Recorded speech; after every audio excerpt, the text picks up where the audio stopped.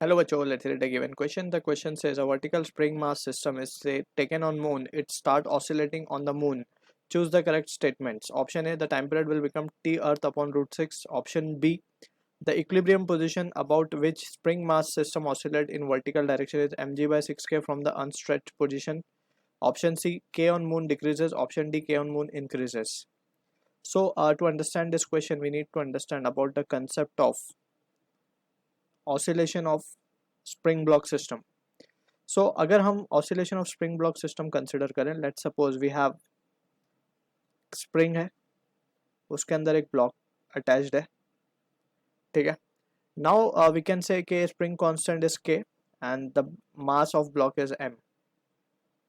सो अभी फिलहाल we can say कि जब ये ब्लॉक अटैच होगा इस पर, तो कुछ ना कुछ स्प्रिंग के अंदर means we can say stretching आएगी.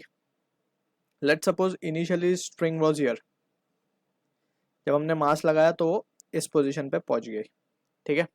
And at this position we can say जो नेट फोर्स है इट विल बी ज़ीरो. अब नेट फोर्स कौन सी होगी? एक तो इसकी वजह से वेट जो इसका नीचे की तरफ होगा, और एक होगा स्प्रिंग फोर्स जो कि रीस्टोर कर रहा होगा अपने आप को के एक्स. तो यहाँ पे हम देख सकते हैं एफ नेट सिंस जीरो है, so we can write M G is equals to K X. So इसको हम कहते हैं इक्विलिब्रियम पोजिशन, इक्विलिब्रियम पोजिशन, ठीक है.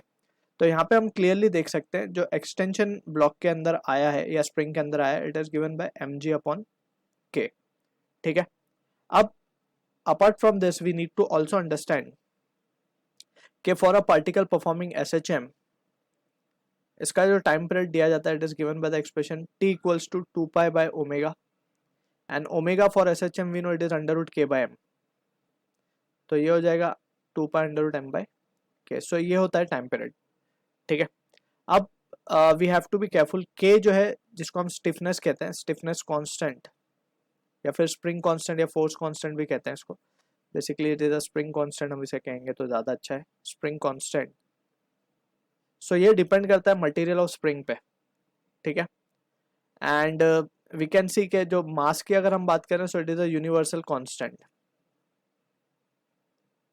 मास हमेशा कांस्टेंट रहेगा कहीं पे भी हम चले जाए, ठीक है. It is the weight that alters, not the mass, right. Mass constant है हमेशा. अब यहाँ पे we can see from this result, अब ये यूनिवर्सल कांस्टेंट का मतलब है फॉर अ पर्टिकुलर बॉडी, हर एक बॉडी का अपना एक मास होगा, वो कांस्टेंट रहेगा हर जगह पे.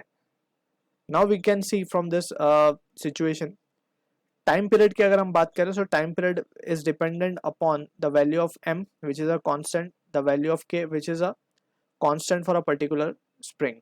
तो यहाँ पे बोला जा रहा है ऑप्शन ए में time period will become T earth upon root 6. So this is incorrect. Time period will remain the same.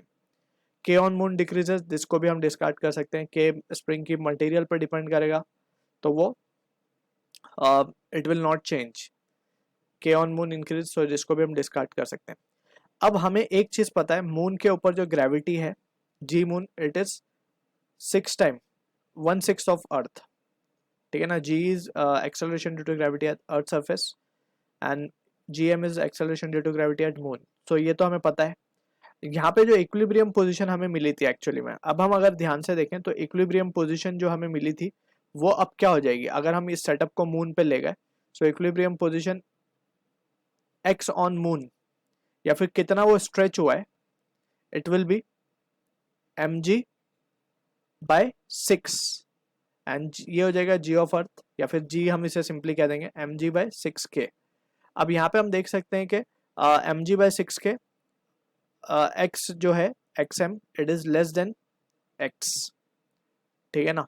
तो यानी कि ये हमारा एक्स था, राइट. अब हमें एक्स एम मिला है जो कि एक्स से कम है, यानी कि ऊपर की तरफ शिफ्ट हो जाएगा.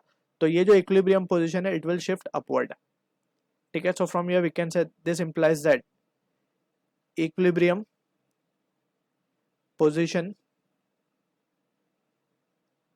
या फिर हम इसको इस तरीके से लिख देते हैं, equilibrium position will shift upward.